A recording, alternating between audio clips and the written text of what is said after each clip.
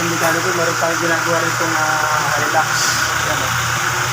Yan, ginagawa natin ang automatic transmission dialysis. Pero automatic transmission lang ito mga kadun mekaniko. Yan ang ginagamit ng ito yung Hilux na ginagawa natin. Yung pakita ko sa inyo.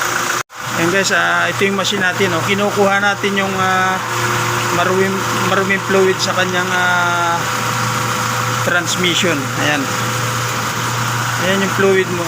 Ayan, papakita natin. Ayan, for automatic transmission only lang ito. Ayan, nakakabit dito sa inyong transmission. Ayan. Hindi. Ayan guys, kung makikita nyo yung panghugas natin. Ayan. Walo lang munang gagamitin natin. Ayan. Ayan guys. Hinihigop lang muna natin siya mga kadun mekaniko. Ayan. Yung nasa kanyang transmission. Ayan. Ito na po yung fluid niya. So medyo malinis na, pa 8 liters yung ating pamplasing. So sa gusto pong magpagawa ng automatic transmission yan, dito po tayo sa shop namin, dito sa Dunmic Auto Repair Shop. Matatagpuan sa Kitanlad. Ayan yung shop namin. Ayan, may ginagawa tayo rito. Tatlo yung ginagawa natin dito. So itong Hilux yung ating dinadialysis ngayon. Ayan.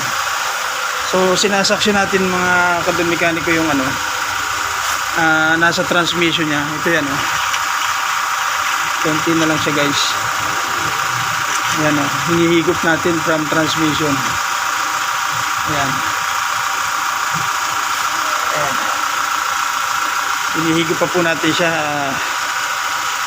Revolusyon mo nga dun, revolusyon mo. So itong aming machine tested na po ito. Ayan po, ito yung ginagamit natin ng pamplasing. Ayan. Yeah. Ayan guys, actual natin pinapakita yung pagsaksyon ng fluid sa transmission. Ayan. Ayan. So magre-refill muna tayo. Kakargahan natin yung kanyang transmission naman. Magre-refill tayo mga kadun mekaniko. Ayan. Ayan. Re-refillan natin siya. Ayan. Lalagyan na natin tapos ipa-flushing natin yung loob niya. Ayan. Nilalagyan na natin siya. Ayan. Ayan. Nilagyan na po natin siya ng fluid. Hinihigop niya uli galing sa transmission to. Ayan. Ayan yung galing sa transmission. Ayan. Nilalagyan na natin dito mga kadun mekaniko. Tapos ito ayan. Ilagay mo ng konti. Ayan. Tuloy-tuloy lang po tayo sa ito po yung pinapakita ko po na actual para makita natin. Ito yung ating new technology ng para sa transmission fluid, para ma-suction lahat yung pati yung nasa transmission niya mga kadun mekaniko. Ayan ginagawa po natin ito dito sa shop. Hilux po yung ginagawa natin. Hilux. Ayan.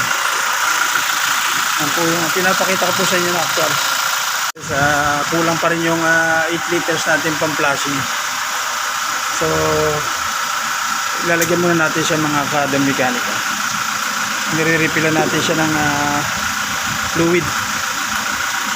Ayan. Ilalagyan po natin siya ng bagong fluid ulit. Bali 12 liters na po, pa 12 liters po yung pang-flushing natin. Ayan, pang-flushing natin.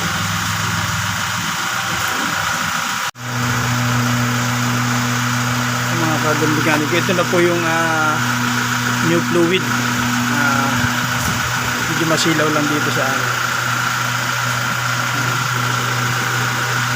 yan yung new fluid. Nire-refillan na po natin siya.